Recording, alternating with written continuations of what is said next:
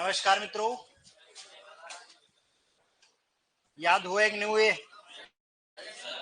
हुए?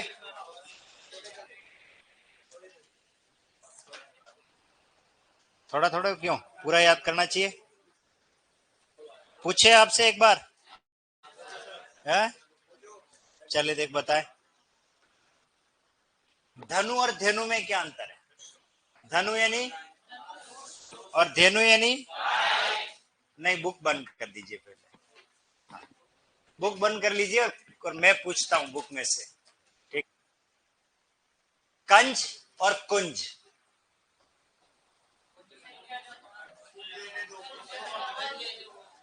कंज का मतलब कमल, कुंज का मतलब लता मंडप, पेड़ पौधों का समूह। प्रसाद और प्रासाद।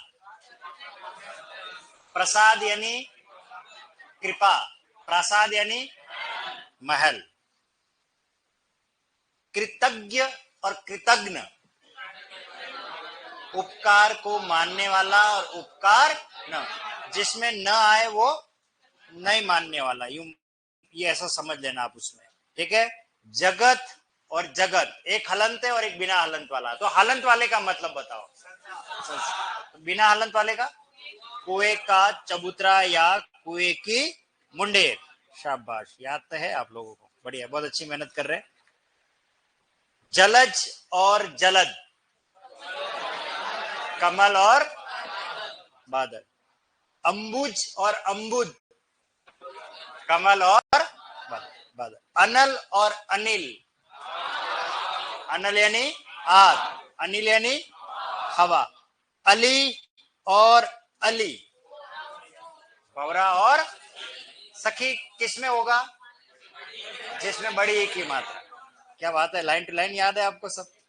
रित और ऋतु, रित का मतलब सत्य और ऋतु का मतलब शाबाश, बहुत बढ़िया, अच्छी बात है। चलिए चलिए अब आगे थोड़ा ले लेते हैं। बुक खोल लीजिए अब।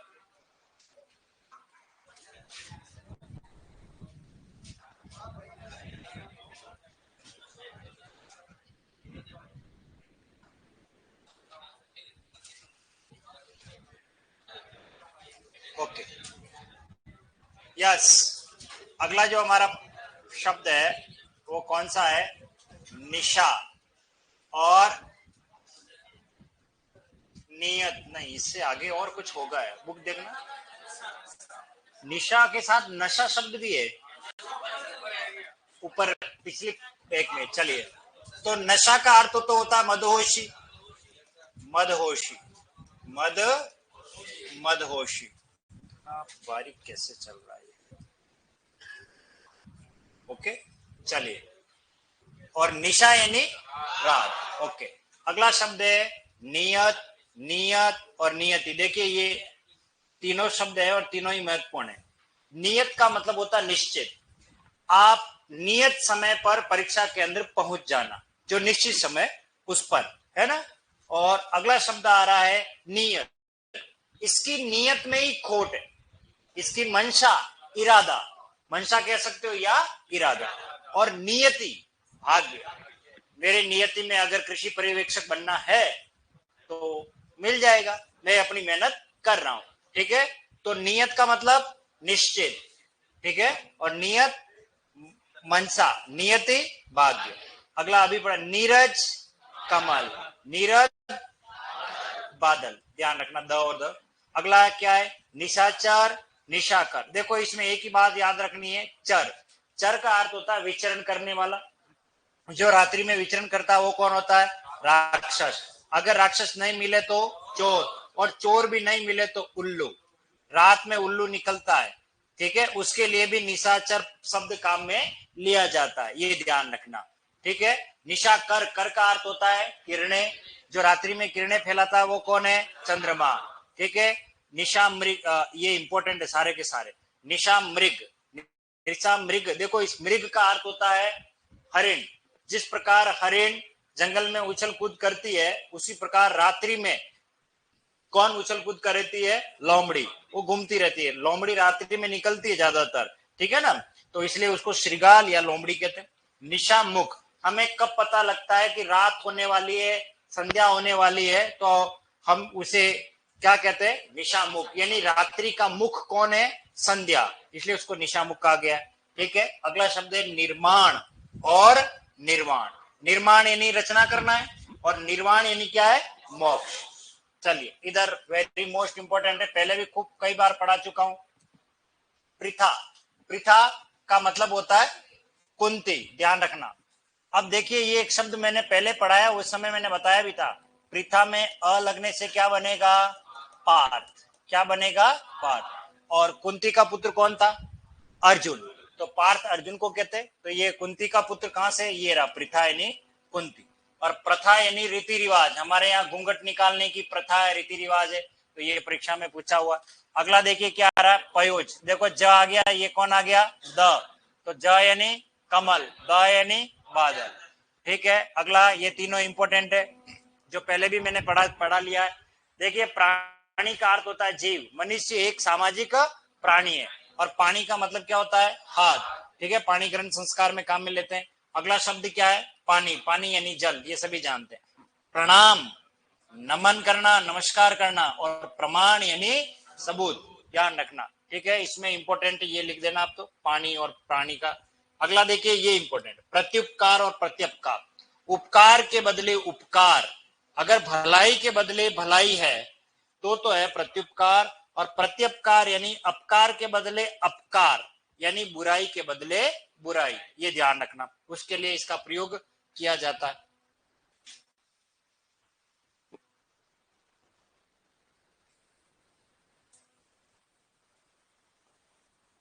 ओके, चलिए अगला क्या है, निधन। निधन होना यानी क्या होता है, मृत्यु। हालांकि इन दोनों में भी अंतर है। देखो निधन, मृत्यु तो सामान्य नागरिक कोई भी व्यक्ति मरता है उसके लिए मृत्यु का प्रयोग है, लेकिन प्रतिष्ठित व्यक्ति बहुत फेमस है और अगर वो मर जाता है उसके लिए निधन का प्रयोग करते हैं। जैसे अटल बिहारी वाजपेयी का निधन, उनकी मृत्यु नहीं लिखेंगे, कबीर का निधन, लेकिन कई जगह पर मृत्यु लिख दिया जाता है। मृत्यु एक सामान्य व्यक्ति के लिए होता है शब्द, परंतु अर्थ के लिए लिख रहे हैं निधन यानी मृत्यु। निर्धन, जिसके पास धन नहीं है, वो कौन है, गरीब। अगला देखो नद यानी बड़ी नदी, नाद यानी शब्द या आवाज, जैसे मैंने आपको पढ़ाया भी था पहले, शंखनाद, शंख नाद, बताओ क्या अर्थ होगा इसका, शंख की आवाज, शंखनाद, तो नाद यानी आवाज होता है। ठीक है, देखो ये भी पढ़ाया मैंने संधि में, निश्चल और निश्चल, जो चल न सके निश्चल, जो बिना कपट के हो निश्चल। निंदा यानी बुराई, निद्रा यानी नींद, पथ का मतलब रास्ता, ये इंपॉर्टेंट है, आरपीएससी में आया, पथ और पथ्य। रोगी का भोजन, अच्छा बताइए रोगी का भोजन क्या होता है, दलिया है ना, खिचड़ी वगैरह, वो पथ्य की श्रेणी में आता है, रोगी का भोजन है क्या, समोसा, कचौरा, कटोरा, सारे खा लो बढ़िया और पेट फुला लो, फिर हम रोगी बन जाएंगे वापस, फिर अपने वापस खिचड़ी दाल, है ना, तो वो भोजन नहीं है, ये ध्यान रखना। नेक्स्ट आओ, बात का मतलब क्या है, वार्ता या बातचीत, बात कर रहे हैं हम अभी। और वात यानी हवा, जैसे एक शब्द आता है चक्रवात, चक्करदार हवा, ये भी शब्द आ गया, अभी पढ़ाऊंगा मैं। वात यानी हवा, ठीक है ना, तो चक्रवात यानी चक्करदार हवा चलती है। बारिश, वर्षा, वारिश, उत्तराधिकारी, ध्यान रखना। और ये तीनों इंपॉर्टेंट है, ये बारिश में री ऐसे छोटी है, ये स है, और ये वारिश है, और ये बना है दीर्घ संधि से, ये है वारी, वारी का मतलब होता है जल, और इसका मतलब होता है स्वामी, जल का स्वामी, जल का देवता। जल जहां से मिलता है, कहां से मिलता है, समुद्र से मिलता है, इसलिए ध्यान रखना। अगला क्या आ रहा है, बदन यानी शरीर, वदन यानी मुख। ये दोनों शब्द मैंने पढ़ा है कहां पर, चंद्र वदन जब पढ़ाया था तब मैंने वदन और वदन के बारे में बताया भी था।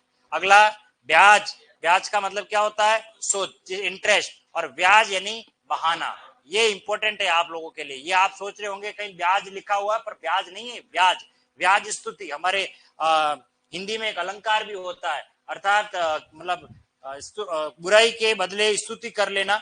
जैसे विस्मय यह गोदावरी अमृतन को फल देत, है तो वो विस्मय लेकिन अमृत प्रदान कर रही है।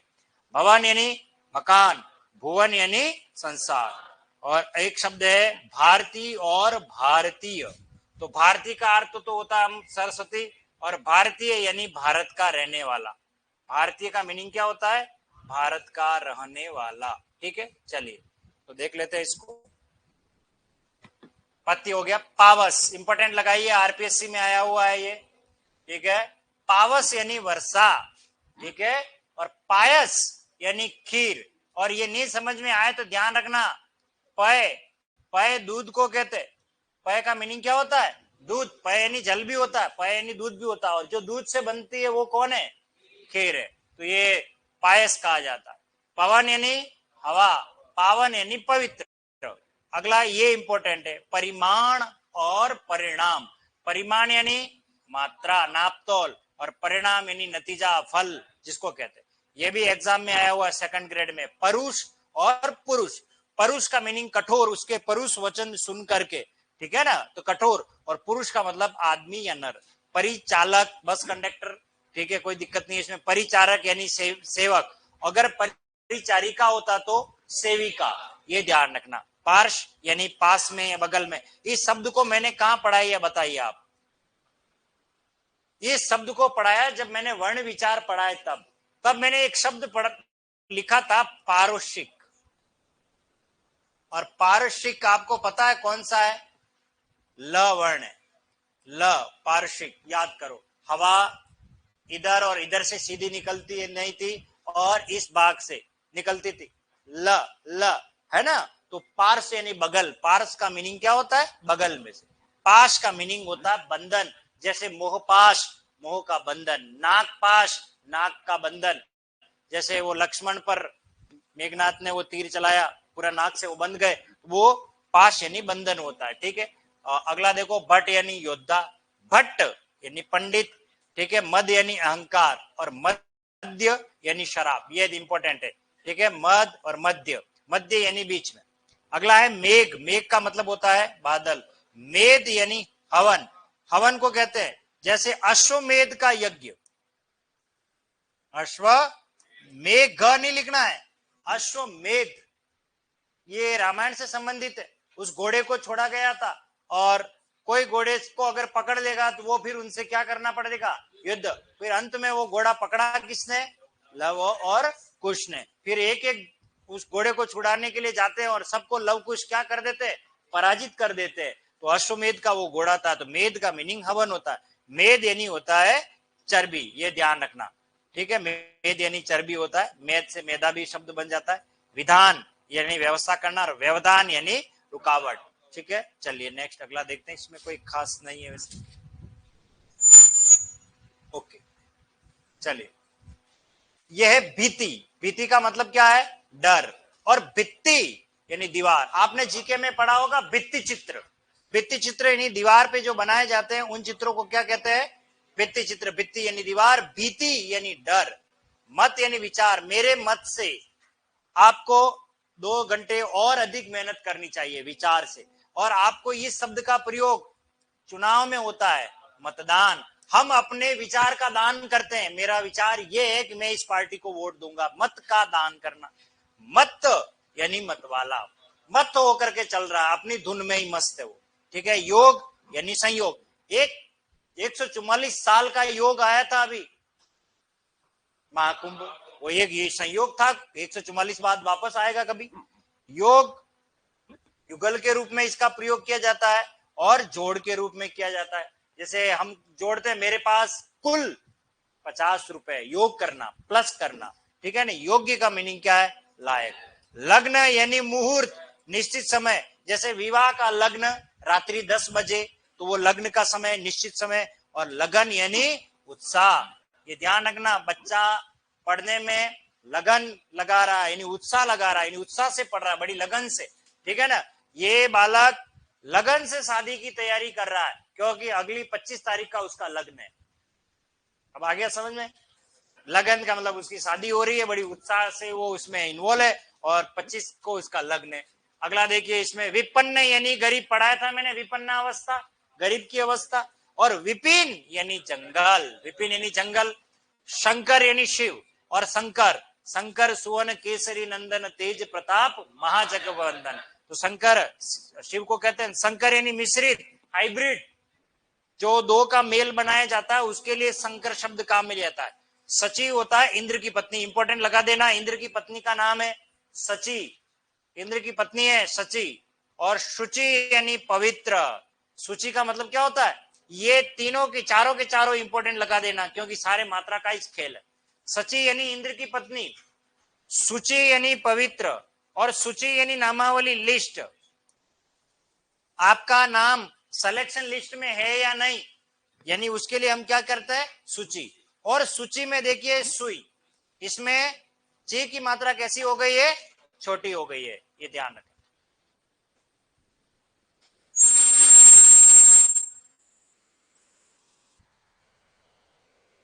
आज खत्म कर देंगे इनको, वैसे भी कोई ज्यादा नहीं है, सब वैसे बहुत इंपॉर्टेंट है, इनको सबको याद कर लेना चाहिए।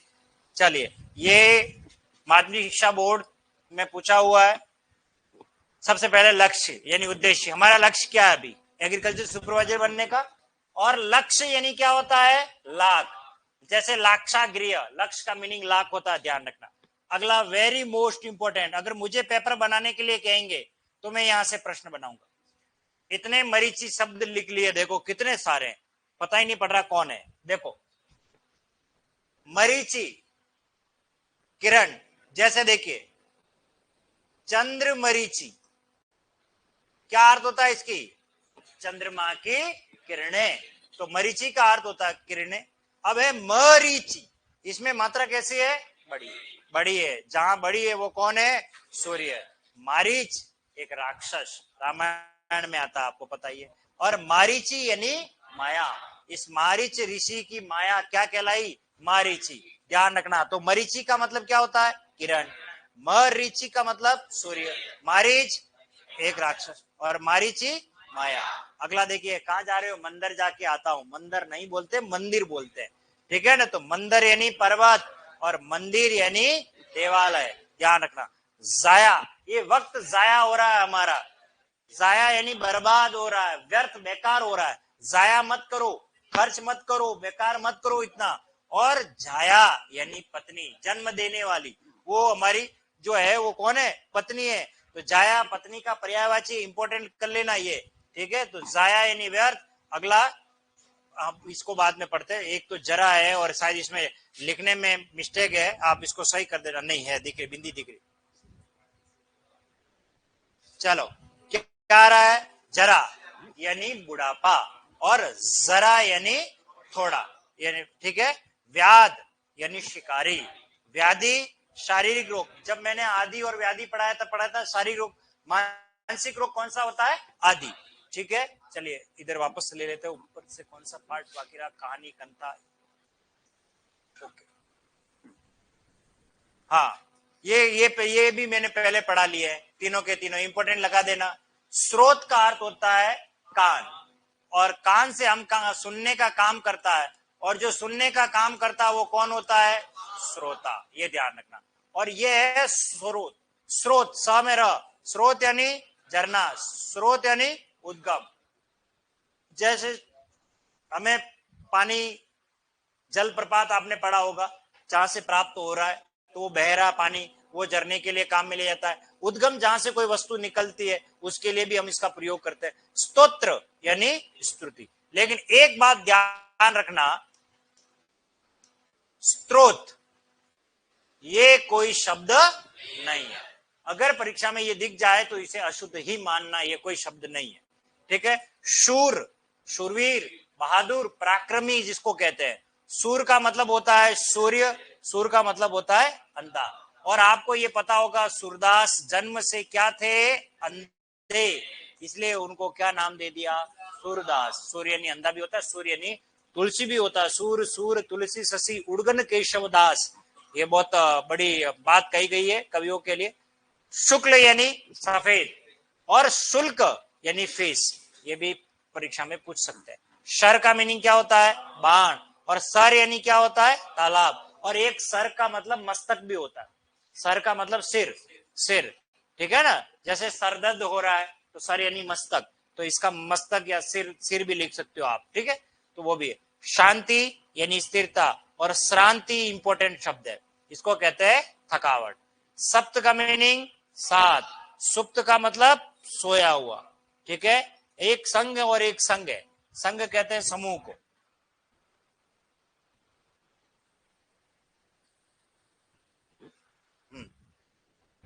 ये रहा, संघ का मतलब साथ, संघ का मतलब समूह। इंपॉर्टेंट लगाइए सुधि और सुधि को, ये पूछने योग्य है। सुधि का मतलब होता है याद। आपने एक कभी ये शब्द सुना होगा, ये सुधींद्र, सुधींद्र। ये आपको पूछेंगे संधि विच्छेद में, तब आप संधि विच्छेद कैसे करोगे? संधि विच्छेद में सुधि लिखोगे या सुधि लिखोगे? बताइए, बताओ। हाँ, यस। सुधि यानी क्या होता है? बुद्धिमान। बुद्धिमानों में जो श्रेष्ठ है उसे क्या कहते हैं? सुधींद्र। तो सुधि धन इंद्र। और अगला क्या है? सुधि धन याद। ऐसा नहीं करना है हमें, ये इससे करना है। इसका अर्थ इंद्र का मतलब क्या है? श्रेष्ठ। जैसे मुनिंद्र, मुनियों में श्रेष्ठ, तो सुधींद्र बुद्धिमानों में श्रेष्ठ। अगला देखिए, सम यानी बराबर, सम यानी सम्यक या संपूर्ण। सम का मीनिंग शांति। ये तीनों अलग है, ये ठीक है। अगला ये मैंने आपको पढ़ाया, ये इंपॉर्टेंट कर लगा देना। सुरभि का मतलब होता है गंध। सुरभि यानी गंध, महक, खुशबू के लिए प्रयुक्त होता है। और सुरभि का अर्थ होता है घाय। ये आप परीक्षा में पूछा गया है, अभी सेट के एग्जाम में आया हुआ है, ठीक है, ध्यान रखें। अगला देखिए, हरिण पढ़ाया मैंने, हिरण नहीं बोलना है, हरिण ही बोलना है। हरिण यानी क्या होता है? मृग। हिरण्य यानी सोना, हिरण्य गर्भ। है घोड़ा, हे निम्न। इतनी हे दृष्टि से न देखो, ठीक है। हे का मतलब निम्न। नेक्स्ट, वी जन। देखो जन का मतलब क्या होता है? लोग।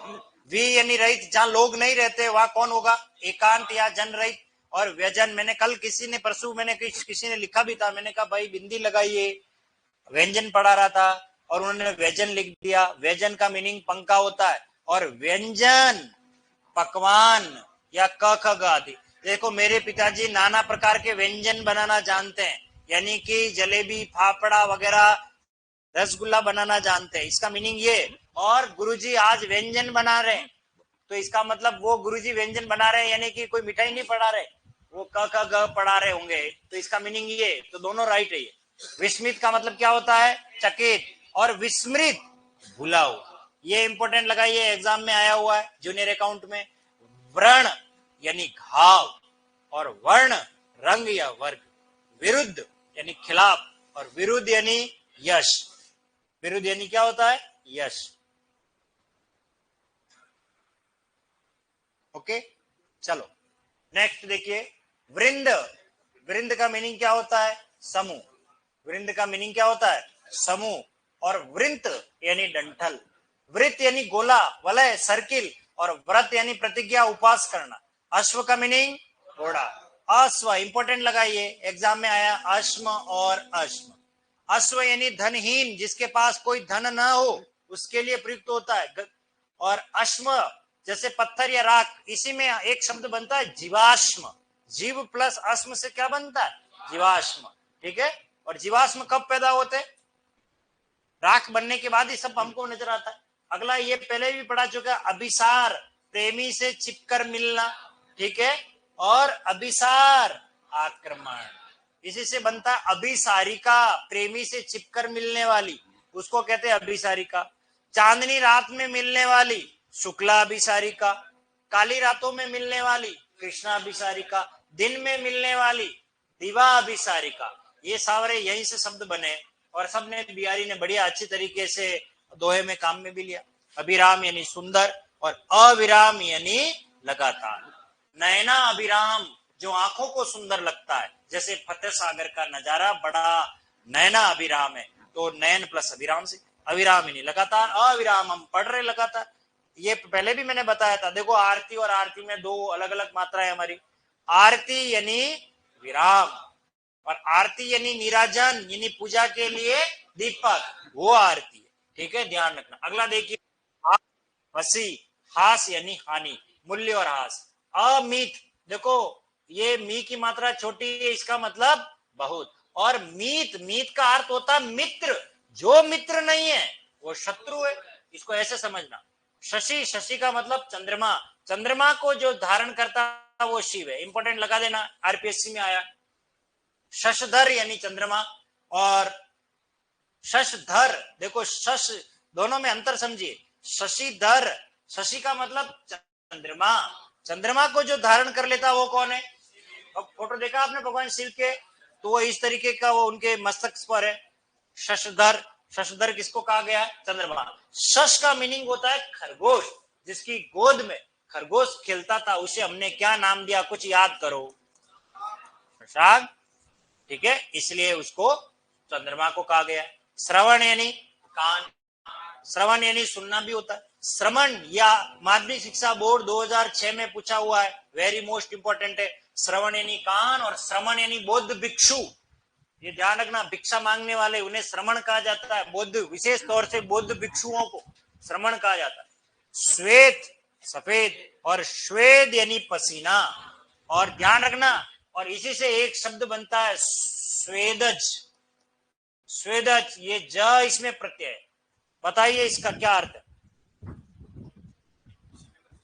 स्वेद कहते हैं पसीने को, और ज का मीनिंग जन्म लेने वाला, पसीने से जो जन्म लेते हैं, पसीने से जन्म लेते हैं। युका लिक्षाणाम समारह, अगर आपने पढ़ा हो संस्कृत में, जुएं और लीकें ये सब पसीने से जन्म लेती है, इसलिए उनको स्वेदज की श्रेणी में रखा गया है। अंडे से जो जन्म लेता है उसे अंडज कहा जाता है, पिंड से जो जन्म लेता है उसे पिंडज कहा जाता है, ये ध्यान रखना। तो स्वेद यानी पसीना होता है। ये देखो मैंने कहा सीता दो प्रकार की है, जैसे परीक्षा और परीक्षा में दो अलग अलग मात्राएं होती है ना, वैसे सीता और सीता यानी मिश्री, ये मिश्री का मतलब आकर, क्रिस्टल। कभी आपने हनुमान जी का प्रसाद देखा होगा तो वो छोटे छोटे टुकड़े दिखते ना, वो शक्कर के बड़े रूप उस क्रिस्टल की तरह होते हैं, वो कहलाता है सीता, ठीक है ना, मिश्री। और सीता यानी श्री राम की पत्नी यानी जनक की पुत्री, ये ध्यान रखना।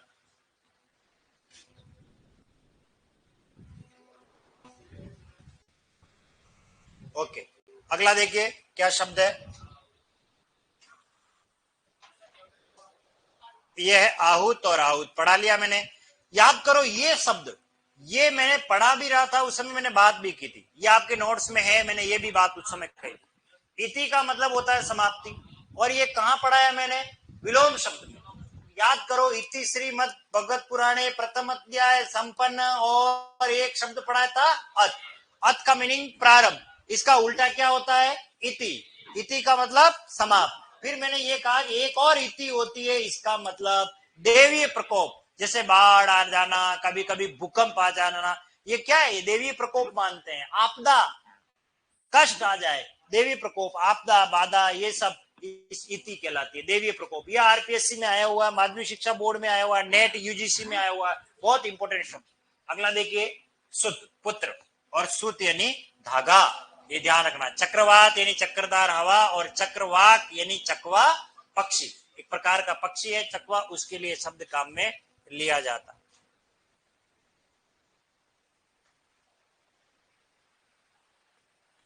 नेक्स्ट, अगला शब्द देखो, इंदिरा। ये देखिए इंदिरा गांधी, हम बोलते हैं ना, इंदिरा का अर्थ लक्ष्मी है, और इंदिरा पर आप ध्यान रखना, मैंने आपको ये पढ़ाया तब एक बात कही थी, शब्द शुद्धि में शब्द है आपको मिलेगा, ये शब्द शुद्धि में अगर इंदिरा लिखा हुआ है तो आप उसको वहां उसको करेक्ट क्या करोगे? इंदिरा। वहां मनसा ये है कि वो बच्चा इंदिरा को इंदिरा जानता है या नहीं जानता, ये ध्यान रखना। लेकिन इंदिरा शब्द सही है, क्यों सही है? क्योंकि वो इंद्र की पत्नी है, और इंद्र की पत्नी का क्या नाम था? सची, तो उसको इंद्र की पत्नी की वजह से उसे इंदिरा भी कहा जाता है। इंद्र से बनता इंद्राणी, कभी नाम सुना होगा इंद्राणी, ठीक है ना। तो इंदिरा यानी लक्ष्मी, उर यानी हृदय, उर का अर्थ क्या होता है? हृदय। और इसी से शब्द आगे मैंने पढ़ाया उरग, जो हृदय के बल जन्म लेता है, सांप, ठीक है ना, तो हृदय होता है। और उरु या उरु का मतलब होता है जाग, ये आया हुआ स्कूल लेक्चरशिप में, इंपॉर्टेंट लगा देना, उरु और उरु, ठीक है। कृति यानी रचना, और कृति यानी चतुर करने वाला, किसी कार्य को करने वाला, उसको कृति कहा जाता है। ये मुझे अच्छा शब्द लगा है, दोनों इंपॉर्टेंट लगा दो आप। करी यानी हाथी, और कीर यानी तोता, इसमें एक और शब्द था मेरे हिसाब से, करी और कर, अच्छा वो इसमें नहीं होगा, आगे ले लेंगे। करी यानी हाथी, कीर यानी तोता, ये वेरी मोस्ट इंपोर्टेंट लगाइए, जिसे हम समझ रहे थे आज दिन तक वो ऐसा नहीं है। दाने दाने में केसर का दम, और वो न जाने क्या क्या ऐड बना लेते, उनको ये पता नहीं है। हाँ हाँ, ये है केसर। अब आप देखिए, केसर में ये सर, सिंह के गर्दन के बाल, और केसर सुगंधित पदार्थ जो कश्मीर में पैदा होती है ना, केसर, वो है केसर। लेकिन हम केसर क्या लिखते हैं, ये दाने दाने में केसर का दम है, और यहाँ बिंदी लगा दो तो क्या हो जाएगा, कैंसर। खाली एक बिंदी लगाने की आवश्यकता है, और वास्तव में कैंसर होता है। तो इसलिए आपको इनडायरेक्टली वो कह रहे हैं कि आप कैंसर के मरीज बनोगे, केसर के भरोसे मत रहो, ठीक है ना। तो गलत है, ये नहीं करना चाहिए प्रयोग, जानकारी के अभाव में लिख रहे हैं। वो फिटकरी और फटकरी जानते हो, बस सेम इसी में, इसमें गलती कर रहे हैं, ध्यान रखना। तो ये इंपॉर्टेंट है, इसको भी इंपॉर्टेंट लगाइए। क्षुधा यानी भूख, और सुधा यानी अमृत। सुधा यानी क्या होता है, अमृत। अगला देखो, तक्र यानी छाछ, ये लोग कम जानते हैं, पर्यायवाची में पूछा जाता है, तक्र का मीनिंग क्या होता है, छाछ। और ये गलत लिखा हुआ है, इसको लिखना है तर्क। इसको क्या लिखना है, तर्क। अगर पुस्तक में तक्र लिखा हुआ है तो आप उसे करेक्ट करिए और उसे लिखिए तर्क। तर्क करना, बहस करना, दलील देना। तो वकील लोग क्या करते हैं, केस लड़ते हैं तो तर्क करते हैं, तर्क वितर्क करते हैं, ठीक है। चषक इंपॉर्टेंट लगाइए, सेकंड ग्रेड हिंदी में आया हुआ है। चषक यानी प्याला, और चषक यानी टीस, ठीक है। देखो, जन यानी लोग, जहां लोग नहीं रहते हो वो एकांत, और निर्जर जो कभी बूढ़ा ही नहीं हो, मरे ही नहीं, उसे देवता, और निर्जर यानी झरना। ये इंपॉर्टेंट लगाओ, एग्जाम में आया, आरपीएससी में सेकंड ग्रेड में भी आया, जूनियर अकाउंट में आया, ये दोनों आए, निर्जर और निर्जर। नक्र मगरमच्छ, और ये नर्क है, इसको करेक्ट करिए बेटा, और इसको नक्र मत करना, नर्क लिखिए। नर्क का मतलब होता है नरक, नर्क, ठीक है। पंख पहले पढ़ाया, पंख यानी क्या होता है, कीचड़, ठीक है। और इससे एक और शब्द बनता है पंकज, जो कीचड़ में जन्म लेता है, कौन, कमल। पंख यानी पैर, डेना, डेना मतलब पंखो ही कहते हैं। जो मनुष्य की संतान है, मानव यानी मनु की संतान है, और जो मन में जन्म लेता है, कौन, कामदेव, उसको कामदेव कहते हैं, पढ़ाया मैंने पहले।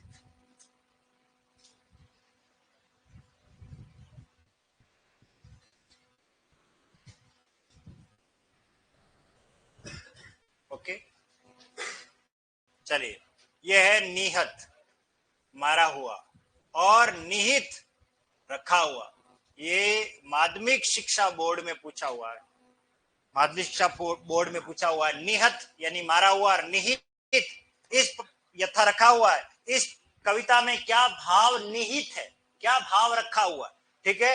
नीड यानी घोंसला, और नीर यानी जल। ये मैंने पहले ही पढ़ाया, परीक्षा और परीक्षा। परीक्षा का मतलब इम्तिहान, जांच, कसौटी, परख, एग्जाम, कुछ भी कह लो आप। और परीक्षा यानी कीचड़ यानी गिल्ली मिट्टी, ओके। परजन यानी क्या होता है, शत्रु। परजन यानी कि जो हमारे लिए काम का नहीं है, दुश्मनी है वो, पर यानी दूसरा। और पर्जन्य बादल, और ये शब्द आपको महाभारत में मिलेगा, पर्जन्यास्त्र।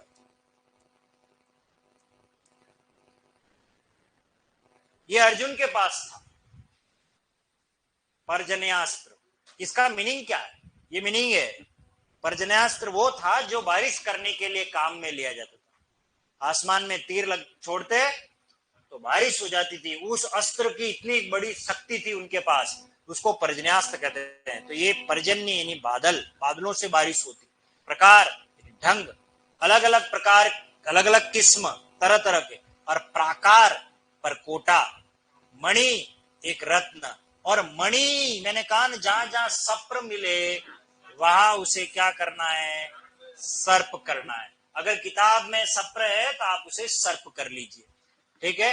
व्याकरण यानी शब्द शास्त्र, हम व्याकरण ही तो पढ़ रहे हैं। और व्याकरण को पढ़ाने वाला, व्याकरण को जानने वाला, व्याकरण का ज्ञाता। इंपॉर्टेंट लगा लीजिए, व्याकरण, व्याकरण स्पेशलिस्ट, जिसको ग्रामर स्पेशलिस्ट कहते हो आप, वही वो व्याकरण कहलाता। क्या कहलाता वो? अगला देखिए, मोर एक पक्षी है, ठीक है ना। आज जंगल में मैंने मोर देखे, यानी एक पक्षी। और मौर यानी मुकुट, सहरा, मौर, जैसे सिरमौर, मोर, ठीक है ना, मोर। सुमन फूल, सुवन पुत्र। सुमन यानी क्या होता है? फूल। और सुवन, शंकर सुवन केसरी नंदन, शंकर के पुत्र माने जाते हैं हनुमान जी, रुद्र के अवतार माने जाते हैं। शील पवित्र, सेल पत्थर। ये शब्द मिलेगा आपको करत करस, करत करत अभ्यास, जड़मती होत सुजान, रसरी आवत जात, सिल पर परत निशान। पत्थर पर बार बार वो रस्सी जाएगी तो उस पर भी क्या पड़ जाता है? निशान। तो उसको कहते हैं प्रेषक, भेजने वाला, जिसको बोलते हैं आप फ्रॉम। ये वेरी मोस्ट इंपोर्टेंट है आपकी वोकेबुलरी के लिए, ये शब्द आपको कहीं नहीं मिलने वाले। ये शब्द बहुत काम के हैं। प्रेषक कहते हैं भेजने वाला, जिसको हम कहते हैं फ्रॉम। और प्रेक्षक यानी देखने वाला, जो देखता है वो प्रेक्षागार होता है। और प्रेषिती यानी प्राप्त करने वाला, जिसको हिंदी में क्या, इंग्लिश में क्या बोलते हैं? टू। क्या कहते हैं? टू। मतलब आप किसी को एड्रेस, मतलब कोई पत्र लिख रहे हो और वो जो नाम पहले लिया जा रहा है वो कौन है? प्रेषिती। उसको हिंदी में बोलते हैं प्रेषिती। और जो भेजने वाला वो क्या होता है? प्रेषक। ये ध्यान। दंश का मतलब डंक, ये आपके एग्जाम में आएगा, ध्यान रख लेना टेस्ट में। दंश यानी चुभन। द्वीप हाथी, और द्वीप टापू। द्वीप का मतलब क्या होता है?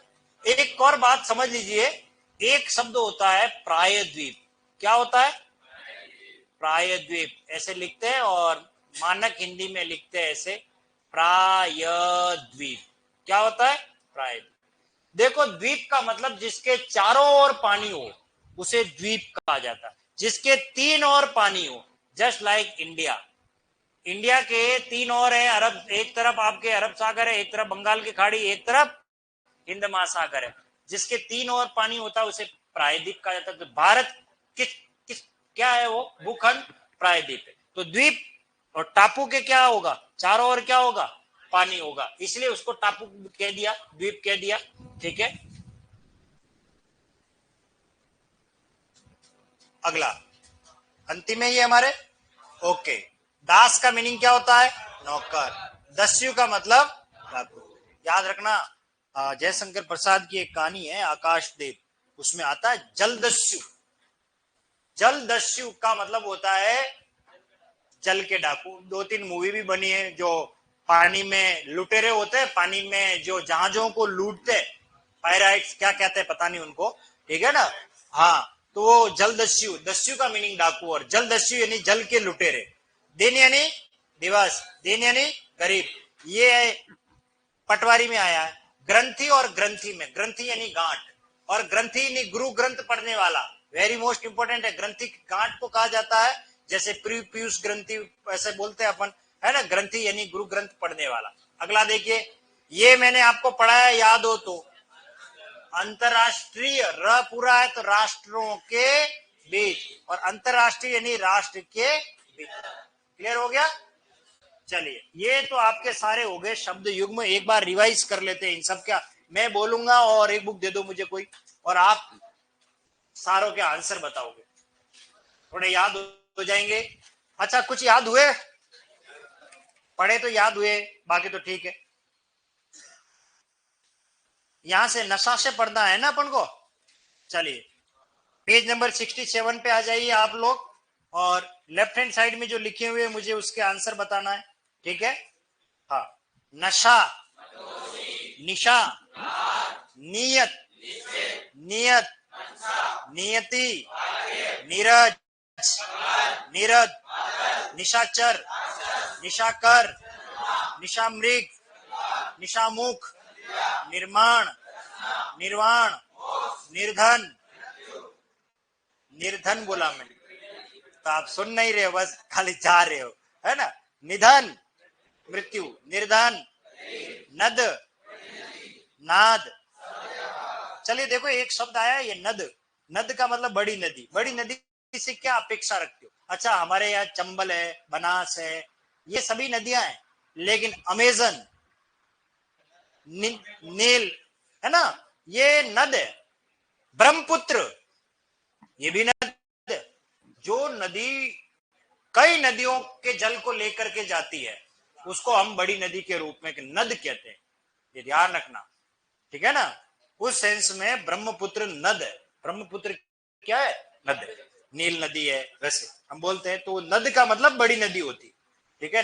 नाद शब्द या आवाज। निश्चल, निश्चल बिना कपट। निंदा, निद्रा।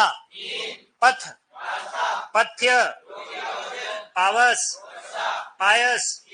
पवन, पावन। प्राण, परिणाम। परुष, पुरुष। परिचालक, परिचारक। पार्श्व, पाश। भित्ति, भित्ति। मत, मत। योग, योग्य। लग्न, लगन। लगन यानी उत्साह। इसके पीछे इधर राइट हैंड साइड के देखो, प्रासाद, प्रथा, प्रथा। पयोज, पयोद। प्राणी, पानी, पानी। प्रणाम, प्रमाण। प्रत्युपकार, प्रत्युपकार। बात, वात। बारिश, वारिस, वारिश। बदन, वदन। ब्याज, ब्याज। भवन, भुवन। भारती, भारतीय। भट्ट, भट्ट। मद, मध्य, मध्य। मेघ, मेद, मेद। विधान, व्यवधान। विपन्न, विपिन। शंकर, संकर। सची, सुचि, सुचि। लगन, लक्ष्य, लक्ष्य। कथा, कंथा। कंथा यानी क्या होता है? देखो ये शब्द अगर आपको ढूंढना है कंथा, तो कहां मिलेगा मैं आपको बताता हूं। कक्षा 10 में एक चैप्टर है जयशंकर प्रसाद का, और उस चैप्टर का नाम है आत्मकथ्य। क्या नाम है? उसमें उनकी कविता में ये शब्द मिलेगा, और ये मुझे अच्छी तरीके से याद है। सेकंड ग्रेड की भर्ती हिंदी में ये शब्द आया था, कंथा शब्द। और कंथा गुदड़ी को कहते हैं, ठीक है। बहुत अच्छा शब्द है और बहुत इंपॉर्टेंट है, लोग कम जानते हैं इसको। अगला देखिए, मरीचि, मरीचि। मारीच, मारीची। मंदर, मंदिर। जाया, जाया। जरा, जरा। व्याध, व्याधि। विजन, व्यजन। व्यंजन, विस्मित, विस्मृत। व्रण, वर्ण। विरुद्ध, विरुद्ध। वृंद, वृंत। वृत्त, व्रत। अश्व, अश्व। अश्म, अभिसार, अभिसार।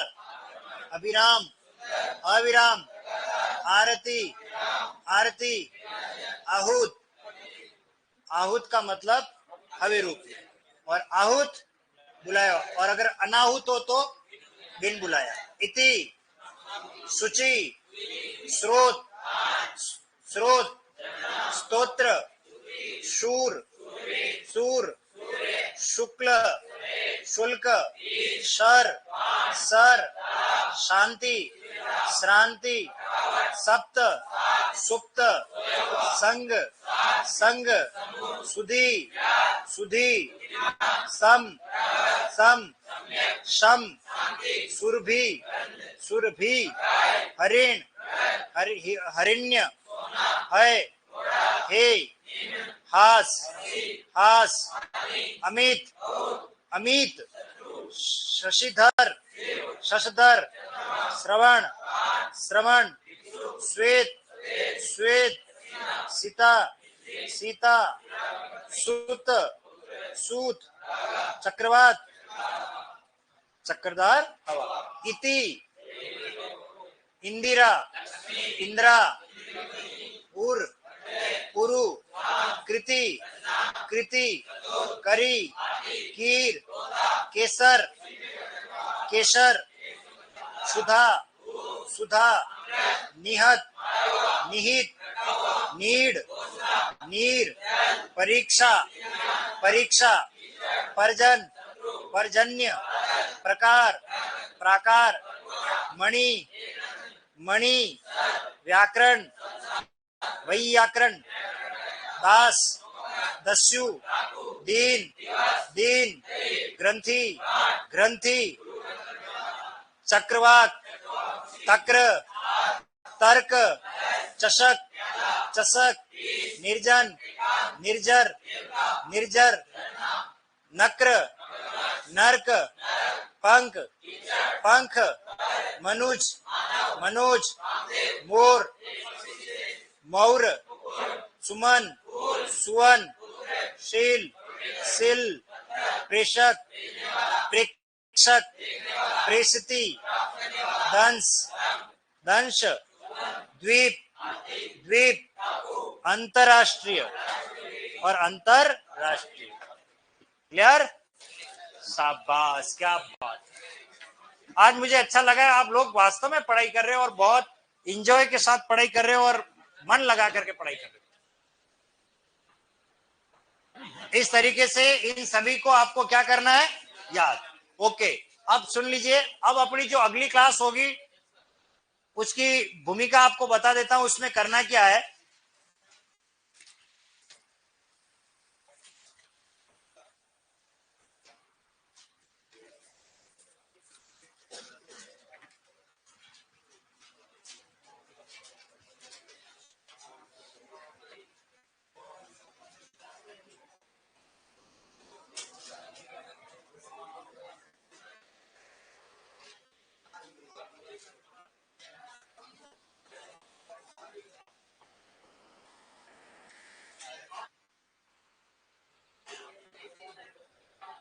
इसमें इंग्लिश वोकेबुलरी वाले शब्द का है, ये नहीं, इसमें नहीं दे रहे क्या? ये रे। ओके, चलिए अपनी पुस्तक में पेज नंबर 90 पे आइए आप। पेज नंबर 90,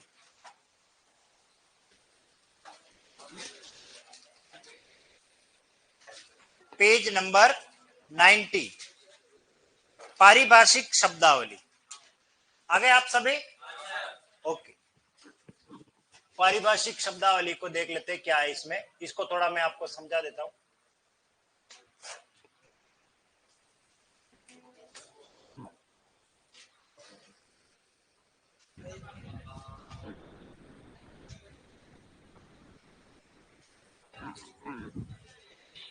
हाँ, बस इतने में होकर लिख लेंगे अपन तो क्या।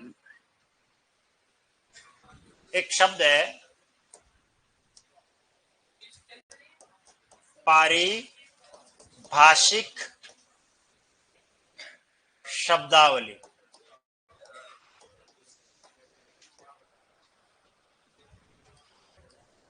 एक प्रश्न निश्चित आएगा इसमें से, और 150 सेलेक्टेड मैंने आपको दे रखे। कितने दे रखे? कल जब आप आओगे इन पूर्ण शब्दों को आप पढ़ के आना है एक बार। अपन इसका टेस्ट लेंगे, ठीक है? मैं इसके बारे में भी आपको बताऊंगा। अब पारिभाषिक शब्दावली एक्चुअल में है क्या, ये समझना हमें। ये टेक्निकल वर्ड क्या है, ये कहां काम आते हैं और किस जगह पर है, हम कौन से पढ़े। आरपीएससी की साइट से पारिभाषिक शब्दावली का मैंने 600 पेज का इतना बड़ा ग्रंथ निकाला पारिभाषिक शब्दावली का। मतलब आप सोचिए, उन शब्दों को अगर हम पढ़ने जाए ना तो दूसरा जन्म लेना पड़ेगा, इतने सारे शब्द। मैंने ये देखा कि मैं इन सभी शब्दों को एक बार कॉपी में लिखूं, लेकिन प्रिंट इतना छोटा निकल गया कि आंखें साथ नहीं दे रही थी, तो मैंने वो काम बंद कर दिया। जब चश्मा बन के आ जाएगा तब फिर मैं सोचूंगा कि अब मैं इससे लिखूं या फिर नए प्रिंट निकालूं, बड़े बड़े अक्षर दिखते हो तो लिखें। तो मैंने वो बंद कर लिया काम। जब मैं ये कार्य कर रहा था तो मैंने बहुत सारे कंपटीशन एग्जाम में जो जो शब्द आए थे, देखो ये शब्द कहाँ कहाँ किस किस एग्जाम में आते हैं, जूनियर अकाउंट में, पटवारी में, पुलिस सब इंस्पेक्टर में, और कक्षा 12 में भी आजकल आने लग गए। जो हिंदी साहित्य पढ़ता है उनके कंपलसरी हिंदी में भी एक पार्ट होता है, उसमें ये शब्द पारिभाषिक शब्द देते हैं। अब पारिभाषिक शब्द का मतलब क्या है ये समझा लेता हूं। मान लीजिए आप हॉस्पिटल गए, तो हॉस्पिटल जाते ही आपके दिमाग में क्या आता है, हॉस्पिटल के आसपास की वोकेबुलरी शब्दावली, जैसे ऑपरेशन थिएटर, आईसीयू। ये शब्द कहां पर आपको सबसे ज्यादा सुनने में, बोलने में या काम में लिए जाएंगे, हॉस्पिटल में। लेकिन आप किसी के घर जाओ और आप जाते को सर आईसीयू रूम बताना, ऑपरेशन थिएटर किधर है आपका, तो आप कहोगे सर घर आए हो, हॉस्पिटल नहीं आए हो। इसी प्रकार टिकट घर यानी टिकट खिड़की कहां मिलती है, रेलवे स्टेशन, बस स्टॉप पे। क्या घर पे टिकट खिड़की होती है क्या? नहीं। इसका मतलब क्षेत्र विशेष में जिन शब्दों का प्रयोग किया जाता है और वहीं तक सीमित हो जाते हैं। एक तो उन शब्दों का हम प्रयोग कार्यालय में करते हैं। अब जैसे ट्रांसफर, आज पिताजी नहीं आए, घर पे बात कर रहे, कुछ मिलने आया है, तो क्या कहेंगे घर वाले, विद्यालय गए, कहीं नौकरी पे गए, ऐसे ही कहते हैं ना। लेकिन कार्यालय में अगर कोई व्यक्ति नहीं आया, 2-3 दिन नजर नहीं आया, तो हम क्या कहते हैं, बोले ऑन ड्यूटी गए हुए हैं, कहीं और ड्यूटी लग गई है, कहीं ट्रांसफर हो गया है, कहीं डेपुटेशन पे चले गए, प्रतिनियुक्ति पर चले गए। तो जब आपकी नौकरी लगेगी तो कुछ ऐसे शब्द आपको मिलेंगे जो आपको आपके दैनिक जीवन में बहुत मददगार साबित होंगे, और उन शब्दों का हम प्रयोग करेंगे जब हम पत्र लिखते हैं। क्या लिखते हैं? पत्र लिखते हैं। कार्यालय पत्र बनेंगे, जब सरकारी लेटर जब आएगा उसमें इन शब्दों का सबसे ज्यादा प्रयोग होता है। इसलिए इन शब्दों का हमें नॉलेज होना जरूरी है। कार्यालय विशेष में प्रयुक्त होने वाले जितने भी शब्द है वे सभी पारिभाषिक शब्द है। पारिभाषिक शब्द एक प्रकार का टेक्निकल वर्ड है जो विशेष तौर से उस चीज को बताता है। जैसे देखिए, गणित की भाषा में पारिभाषिक शब्द की बात करें तो वर्ग, ये एक पारिभाषिक शब्द है। हिंदी की बात करें तो संज्ञा, सर्वनाम, क्रिया, विशेषण, ये सब पारिभाषिक शब्द है। जब भी हम व्याकरण पढ़ेंगे तो इन शब्दों को वहां तक ही पढ़ते हैं। लेकिन आप सब्जी मंडी जाओ, 2 किलो संज्ञा देना, 2 किलो सर्वनाम दे देना। आप कभी ऐसा करते हो प्रयोग में? नहीं करते। क्यों नहीं करते? क्या इन शब्दों का प्रयोग वहां हम काम में लेते हैं क्या? नहीं लेते। जो किसी क्षेत्र विशेष में, जो किसी कार्य विशेष में जो शब्द प्रयुक्त होते हैं वे सभी क्या कहलाते हैं? पारिभाषिक शब्द कहलाते हैं। इन पारिभाषिक शब्दों का हमें नॉलेज होना चाहिए। अगर कोई व्यक्ति कार्यालय में काम कर रहा है और वो रिश्वत ले लेता है, क्या ले लेता है? वो आप सोचिए, वो भ्रष्टाचार का आरोपी सिद्ध हो गया है। तो भ्रष्टाचार है, रिश्वत ली है। रिश्वत शब्द हमारे दैनिक जीवन में खूब आएगा। कोई व्यक्ति देखो ये भ्रष्ट है, पैसा लेता है, रिश्वत को क्या कहते हैं? ब्राइब। क्या कहते हैं? ब्राइब, जिसको घूस कहा जाता है, उत्कोच कहा जाता है। तो देखिए ये शब्द टेक्निकल वर्ड हो गया। इस तरीके से कई शब्द आएंगे। जैसे मान लीजिए कोई नौकरी कर रहा है और उसके ऊपर कोई ऐसा केस आ गया जिसकी वजह से सरकार ने उसको नौकरी से बर्खास्त तो नहीं किया, लेकिन उस कार्य के लिए उसको छोड़ दिया गया है। अब इसको अभी उस मुद्दे से छोड़ देना, तो सस्पेंड होता नहीं होता, डिसमिस होता है, नौकरी से कोई बर्खास्त कर दिया जाता है, कोई टर्मिनेट कर दिया जाता है, परमानेंट नौकरी से निकाल दिया जाता है। कोई सस्पेंड होता है जिसको निलंबित कहते हैं। निलंबित में होता क्या है, वो केस व्यक्ति के ऊपर चल रहा है, तब तक जब तक वो सिद्ध नहीं होता उसके ऊपर आरोप, तब तक उसका मुख्यालय छोड़ करके किसी और जगह उसको क्या कर दिया है, ड्यूटी के लिए अपॉइंट कर लिया जाता है, और वो वहां जाता है और उसको पूरी तनख्वाह नहीं मिलती, आधे तनख्वाह मिलती है। आधे महीने की तनख्वाह मिल, मतलब आधी तनख्वाह मिल रही है। अब क्या हुआ, केस उसके ऊपर हुआ, खत्म हो गया। इस केस को चला लगभग 1 साल हो गया, और 1 साल के बाद वो बाइज्जत बरी हो गए, उस केस से फ्री हो गए। भाई ये इसमें इनकी गलती नहीं थी, कोई और वजह थी। तो फिर विभाग से लेटर बनता है, फिर उसकी सैलरी कब से, जब से वो व्यक्ति सस्पेंड हुआ तब से लगा करके अब तक की जितने महीने वो सस्पेंड रहा, आधी तनख्वाह, वो तनख्वाह पूरी एरियर बन करके आती है। अब एक नया शब्द आया, एरियर। ये क्या होता है, बकाया। जैसे हर 6 महीने में, आप सरकारी नौकरी लगने के बाद मैं आपको बता रहा हूं कौन कौन से शब्द आपके दैनिक जीवन में आने वाले। हर 6 महीने में का मतलब जनवरी में आपका डीए बढ़ जाता है, और एक वार्षिक वेतन वृद्धि होती है। हर साल आपकी वार्षिक वेतन वृद्धि बढ़ती है 3%। हमारा जो बेसिक होती है वो मूल वेतन जो होता है उसका 3% जनरली बनती है, और वो जुड़ती जाती है। और अब मान लीजिए सरकार ने क्या किया, जनवरी में आपका डीए, अभी डीए मान लेते हैं 52% है, मैं ऐसे बता रहा हूं, डीए 52% है। सरकार ने कहा जनवरी से राज्य कर्मचारियों का डीए कितने परसेंट बढ़ गया, 4। अब डीए एक शब्द आता है, डेली अलाउंस, ठीक है ना, दैनिक भत्ता, ठीक है, ये डीए हमारा। तो एक महंगाई भत्ता वगैरह इस तरीके से, ठीक है। तो अब ये 4% बढ़ गया, कब से बना, जनवरी में। और अभी कौन सा महीना चल रहा है, मार्च। तो यानी कि मार्च खत्म हो जाएगा, तनख्वाह आएगी, वो ये कहेंगे कि जनवरी और फरवरी का तो डीए का जो पैसा है वो आपके अकाउंट में जमा होगा। वो जो आप पैसा जमा लेते हो उसमें नहीं, जो आपका जीपीएफ अकाउंट होता है, गवर्नमेंट प्रोविडेंट फंड, उसमें जमा होगा, आपको कैश नहीं मिलेगा। लेकिन मार्च से आपका बढ़ा हुआ वेतन 52+4 कितने हो गए, 50, ये 56% आपकी सैलरी में मिलना आरंभ हो जाएगी। इसका मतलब ये हुआ कि आपको जो भी तनख्वाह दी जाएगी उसमें ये प्लस हो गया। तो ऐसे सरकारी काम के जितने भी शब्द होते हैं वो सारे शब्द इसमें दे रखे हैं।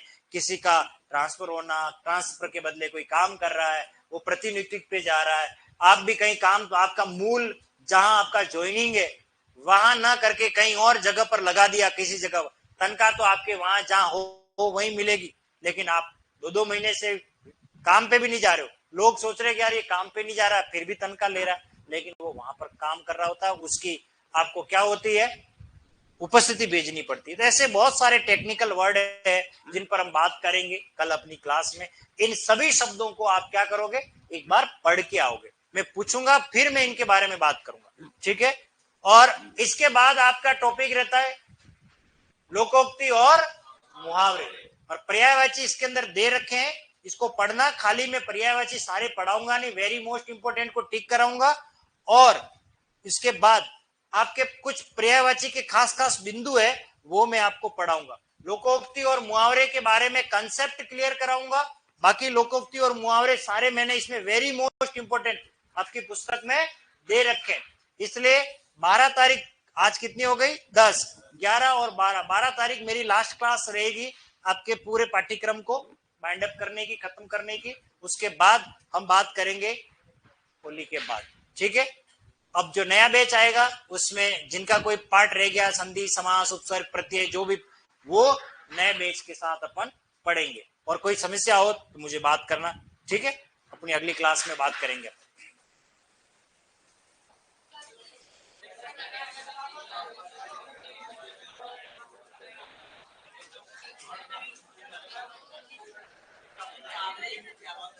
और ऑनलाइन वाले जितने भी है वो हिंदी बुक रॉयल से मंगवा सकते हैं, ठीक है। और ये आपके नोट्स आप है ना, यहाँ जो मैनेजमेंट है उनसे आप, जिनसे आपने ये कोर्स खरीदा उनसे कहिए, वो आपको इसमें अपलोड करवा भी लेंगे, और बाकी मैं और भी कह दूंगा।